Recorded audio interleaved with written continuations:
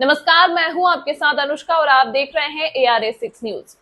जम्मू से यासिर बहरू की रिपोर्ट। एक महत्वपूर्ण राजनीतिक घटनाक्रम में सुनील डिम्पल और उमर अब्दुल्ला 8 अक्टूबर के बाद जम्मू कश्मीर के मुख्यमंत्री के रूप में कार्यभार संभालने वाले हैं। एनसी कांग्रेस गठबंधन और समान विचारधारा वाले दलों के 62-65 विधायकों के समर्थन से जल्द ही नई सरकार का गठन होगा। नए प्रशासन द्वारा इस नवंबर में ऐतिहासिक दरबार मूव की शुरुआत करने की उम्मीद है। आने वाली सरकार को बधाई। मुबारक की बात है कि कल जम्मू कश्मीर असेंबली चुनावों के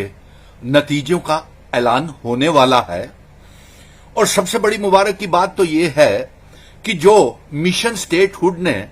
जो आंकड़े जो नंबर बताया था कि जम्मू कश्मीर में नेशनल कॉन्फ्रेंस कांग्रेस और इसकी लाइक माइंडेड पार्टीज 62 से 65 के बीच में एमएलए होंगे और वो सरकार बनाएंगे और जो पार्टी की सबसे ज्यादा सीट्स होंगी उसका मुख्यमंत्री बनेगा, चीफ मिनिस्टर बनेगा। तो अब कोई दो राय नहीं है कि नेशनल कॉन्फ्रेंस सबसे बड़ी उभर करके पार्टी नजर आ रही है और नए मुख्यमंत्री जम्मू कश्मीर के नॉन बीजेपी जो सरकार और जो नॉन बीजेपी मुख्यमंत्री बनेगा वो उमर अब्दुल्ला साहब जम्मू कश्मीर के नए मुख्यमंत्री बनने जा रहे हैं, क्योंकि डॉक्टर फारूक अब्दुल्ला साहब से हमारी मुलाकात हुई मिशन स्टेटहुड इंडिया ब्लॉक का हिस्सा होने के नाते, क्योंकि 5 अगस्त 2019 के बाद मैंने तमाम जमातों को, Congress, national conference, PDP, Kashmir की पार्टियां, जम्मू की पार्टियों को एक प्लेटफॉर्म के ऊपर बिठाया था और उसके बाद पार्लियामेंट के चुनावों में भी हमने अच्छी बढ़त हासिल की और असेंबली के चुनावों में भी हम असेंबली के चुनाव जीतने जा रहे हैं और ऐसे में उमर अब्दुल्ला साहब का चीफ मिनिस्टर बनना तय है। और दूसरी बात यह है, भारतीय जनता पार्टी वाले भले जितने मर्जी झूठ बोलते रहें, झूठी बातें करते रहें, यह उसका कोई मतलब नहीं है। और सबसे बड़ी बात तो यह है कि भारतीय जनता पार्टी बुरी तरह से हार रही है। बड़ी साजिशें की भारतीय जनता पार्टी ने। और एक बात और बता दे, खुशखबरी जम्मू कश्मीर के अवाम के लिए और नवाम के नौजवानों के लिए और खासतौर पर व्यापारी, ट्रांसपोर्टर्स, होटलियर्स, इंडस्ट्रियल्स के लिए कि सरकार बनते ही इसी साल दरबार मूव भी शुरू कर दिया जाएगा। और साथ में सबसे बड़ी बात यह कि ये जो अहद, जो जंग का ऐलान मैंने 5 अगस्त 2019 के बाद किया था कि मैं अपने बुजुर्गों की पगड़ी मान सम्मान के साथ रियासत का दर्जा, इल्हाक की शर्तें, जिन शर्तों के ऊपर जम्मू कश्मीर का इल्हाक सेशन भारत के साथ हुआ था, उन्हें लागू करवाऊंगा, अपना स्टेट सब्जेक्ट वापिस ले लूंगा और जो हमारा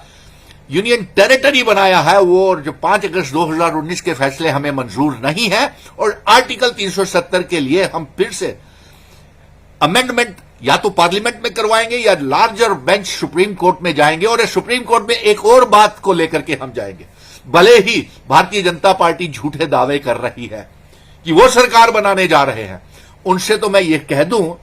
कि अगर चोर दरवाजे राजभवन से लेफ्टिनेंट गवर्नर, कोई जरूरी भी नहीं है कि वो 5 एमएलएस की नॉमिनेशन होनी चाहिए, कोई कंपल्शन नहीं है कॉन्स्टिट्यूशन के मुताबिक, लेकिन फिर भी ये अपना नंबर पूरा करने के लिए अगर वो ऐसा टेरर फंडिंग के और सेपरेटिस्ट लीडर्स के, जमायते के और इंजीनियर रशीद जैसों के कैदियों के साथ, तिहाड़ जेल के, उनके साथ समझौता कर सकते हैं, तो ये अनकॉन्स्टिट्यूशनल काम, रियासत को तोड़ने वाला, आर्टिकल 370 को तोड़ने वाला, ये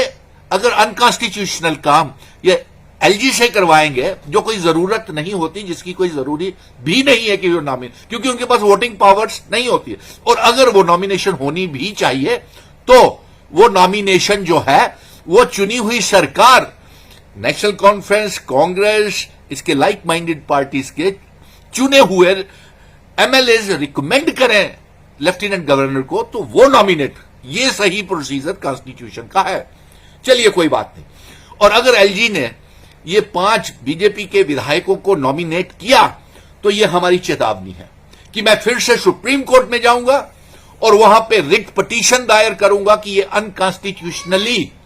5 एमएलएज बीजेपी के लेफ्टिनेंट गवर्नर उनको फायदा पहुंचाने के लिए बना रहे हैं। और दूसरी बात एक और मैं बता दूं कि मुबारक की बात है कि और इनकी सरकार भारतीय जनता पार्टी की नहीं है, ये झूठ बोल रही है। और हम फिर से सुप्रीम कोर्ट में आर्टिकल 370 35 से रियासत के दर्जे की वापसी और इसके लिए जाएंगे। और मुबारक की बात यह है कि नेशनल कॉन्फ्रेंस, कांग्रेस और इसकी लाइक माइंडेड पार्टीज, अगर पीडीपी ने कहा है तो वो भी इसमें शामिल हो सकती है। और नए मुख्यमंत्री, चीफ मिनिस्टर जो है वो उमर अब्दुल्ला साहब बनेंगे। अवाम की तो यह भी ख्वाहिश थी कि डॉक्टर फारूक अब्दुल्ला साहब चीफ मिनिस्टर बनते, लेकिन कल मुलाकात में डॉक्टर साहब ने कहा कि मैं जरा अब नौजवानों को मौका दिया जाए, नौजवानों को लेकर के। उन्होंने कहा कि नौजवानों के लिए बहुत कुछ कर रहा है, इस रियासत की अवाम की, नौजवानों की बहुत सी उम्मीदें। और ये जो मैं आंकड़े आपको बता रहा हूं, ये मिशन स्टेटहुड ने 5 अगस्त 2019 के बाद जो मेहनत की है, जो तमाम पार्टियों को और जम्मू और कश्मीर के लोगों को इकट्ठा